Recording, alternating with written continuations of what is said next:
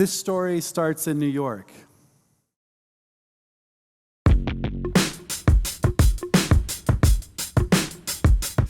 Yeah, I'm out at Brooklyn, now I'm down in Tribeca, right next to the Narrow, but I'll be hood forever, I'm the new Sinatra, and since I made it here, I can make it anywhere, yeah, they love me everywhere, I used to cop in Harlem, all of my Dominicanos right there up on Broadway, pulled me back to that McDonald's, took it to my stash spot, 560 State Street, catch me in the kitchen like a Simmons whipping pastry, Statue of Liberty, long live the World Trade, long live the King, yo, I'm from the Empire State.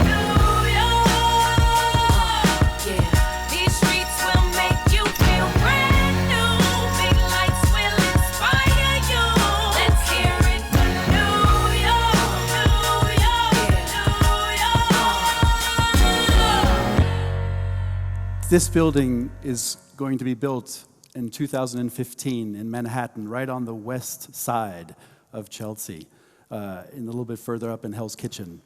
We're an architecture office called BIG, and our offices are in an old 1930s warehouse building that has been sort of repurposed.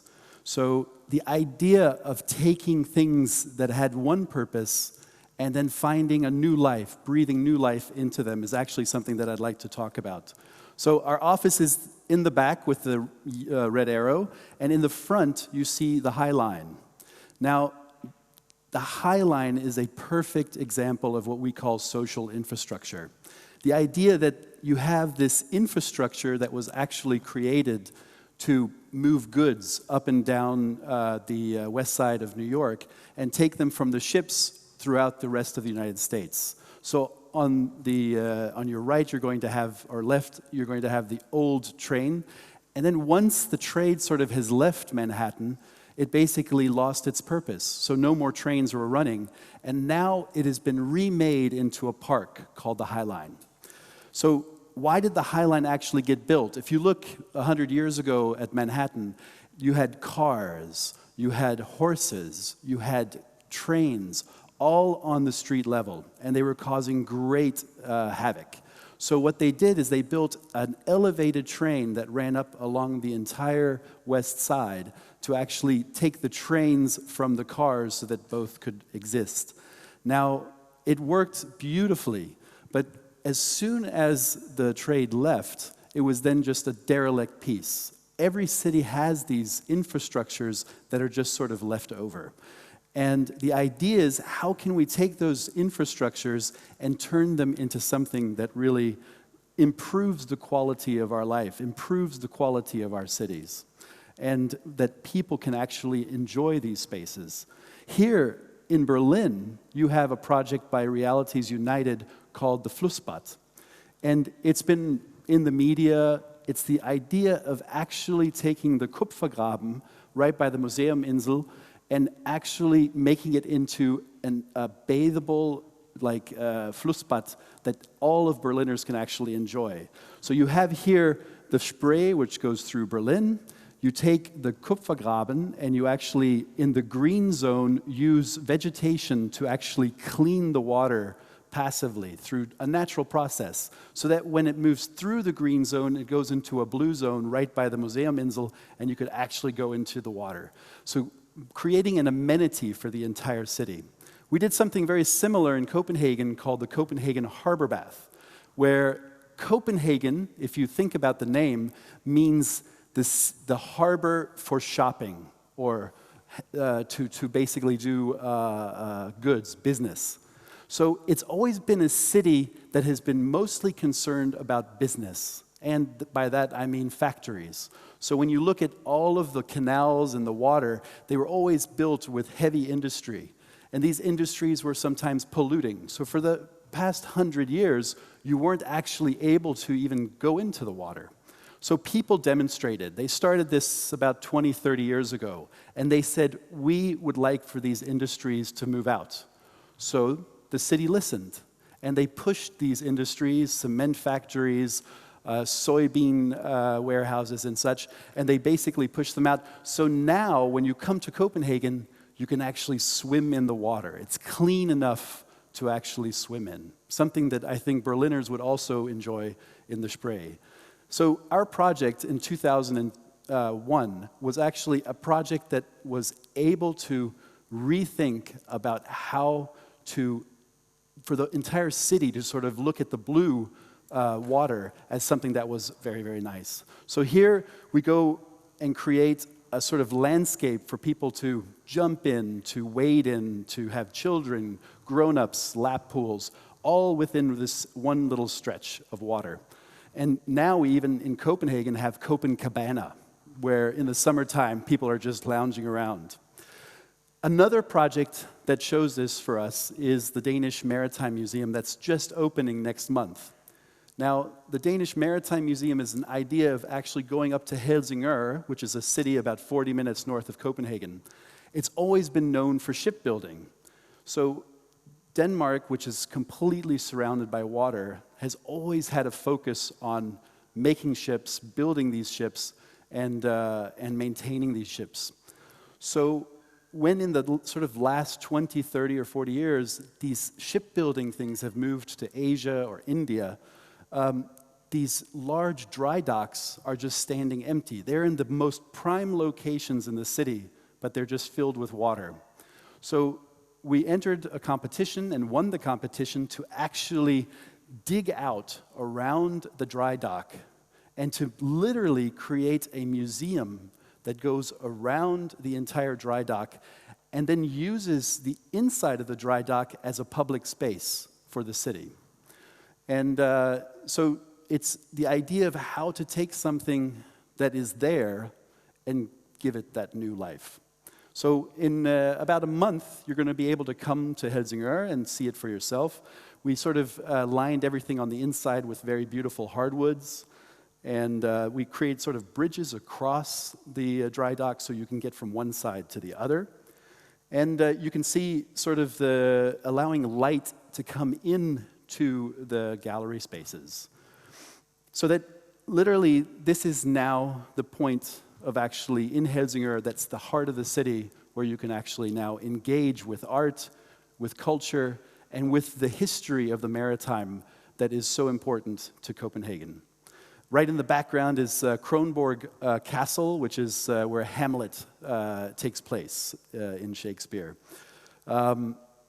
This brings me to another project that we actually have done in Copenhagen. It was finished a little bit over a year ago with Topotech 1 here in Berlin, a landscape office, and Superflex, artists that are located in Copenhagen. Every city has these train or light rails that take people through the city. And in most cases, the light rails take up enormous swaths of land.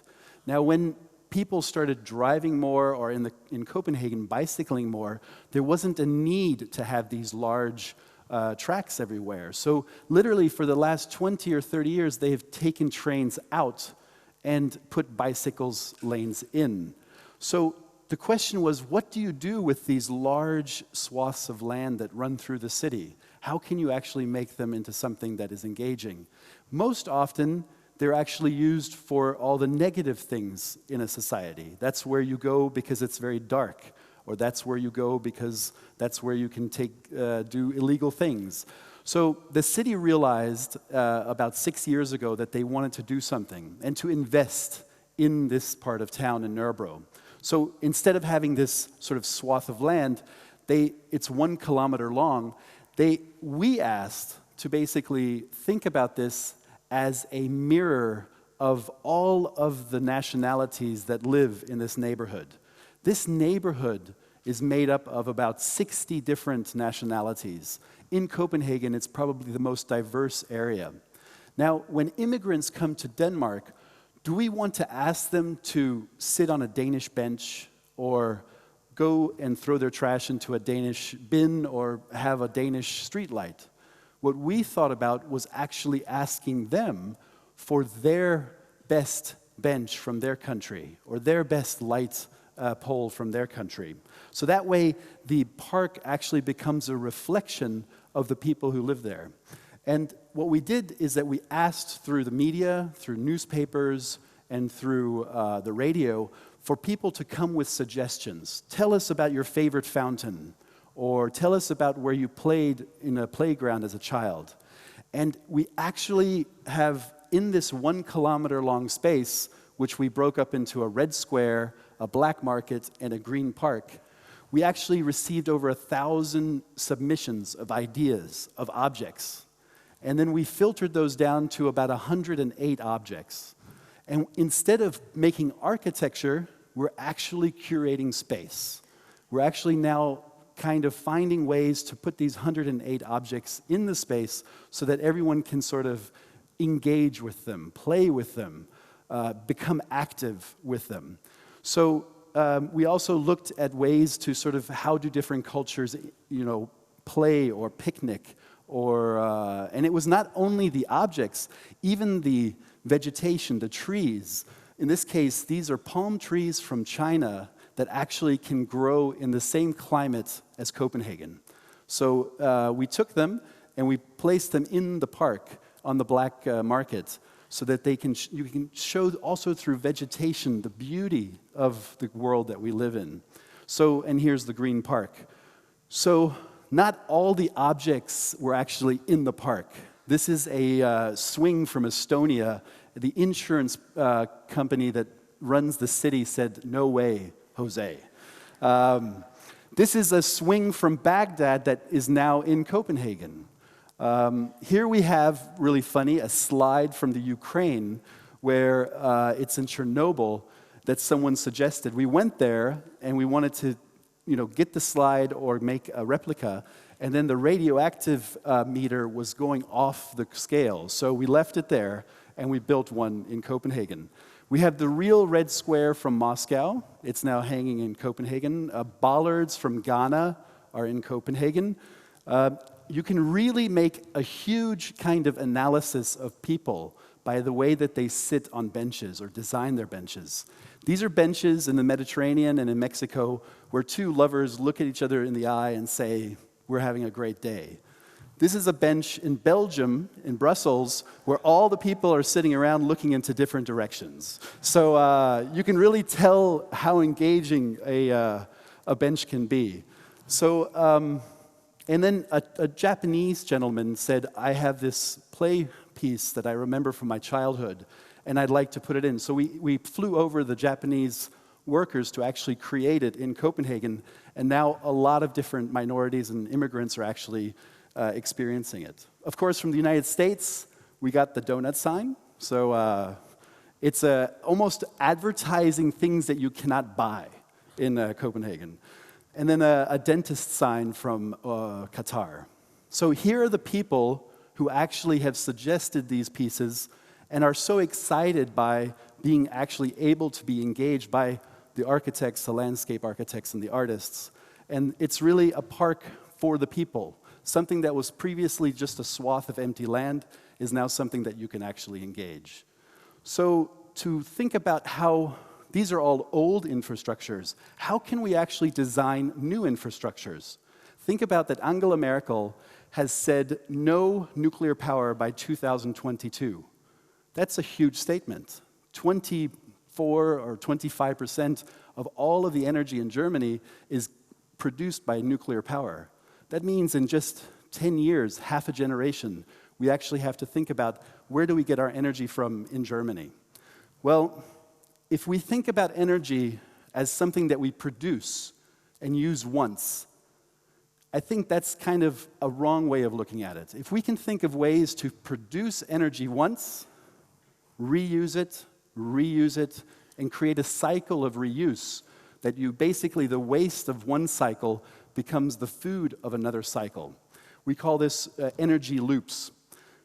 Most energy plants, in this case waste-to-energy plants, are designed by engineers. They are functional, they work, they're cost-effective. What we would like to do as architects is to bring a layer of social engagement, of urbanism, to these structures. They're huge. They're some of the biggest buildings in all of the cities that you can sort of see. So Copenhagen is a very small country that doesn't have a lot of space for waste. And so what we've done here is that we've created a waste-to-energy plant where 3 kilos of waste can actually light the electricity in a home for 4 hours. And we all love snow and mountains. And now we have mountains of trash. Why don't we combine the two?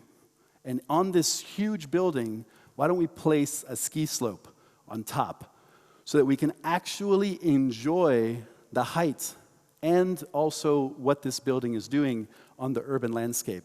So living in Scandinavia, of course it snows 3 to 4 months out of the year, or it's cold enough for the snow. But what do we do in the summertime? Well, we go bikini boarding. You can do this because there's a synthetic type of snow, or recycled plastic. This is in the south of France. It's been around for about 20 years. And it's actually the ability to sort of practice on synthetic or superficial snow during the summertime, and then when the real snow comes, it acts as an insulation that actually preserves the snow that's there. Suddenly, this energy plant on the horizon becomes a means of branding the entire city of Copenhagen, just like the Little Mermaid does in the foreground. People will think of Copenhagen as being a city and a country that is very much about the future of energy. And I think that that's actually something to think about here in Germany while you're thinking and talking and discussing about how do we actually get those extra 25% of energy. So the building itself is made up of these sort of bricks of planters. When you're inside, you have office space, of course. There's about 400 people who work in this plant on a daily basis. It's really happening. We have gone into the ground, and by 2017, you're going to be able to ski in Copenhagen, the flattest country in Europe, and you're going to be able to enjoy and understand how this waste-to-energy plant actually works. So I really encourage all of you guys to come to Copenhagen and to see these things in reality, from Superkilen to Danish Maritime Museum to the Harbor Bath, and ask your own sort of citizens and municipalities here in Berlin to start thinking big in terms of the energy that they use and in terms of how they actually will engage and use the resources that they have. So here's a picture of where it is just from last week. It's going into the ground.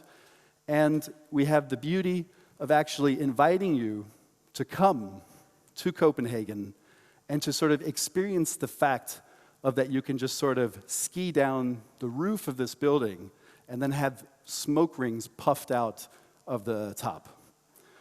So for that, thank you very much.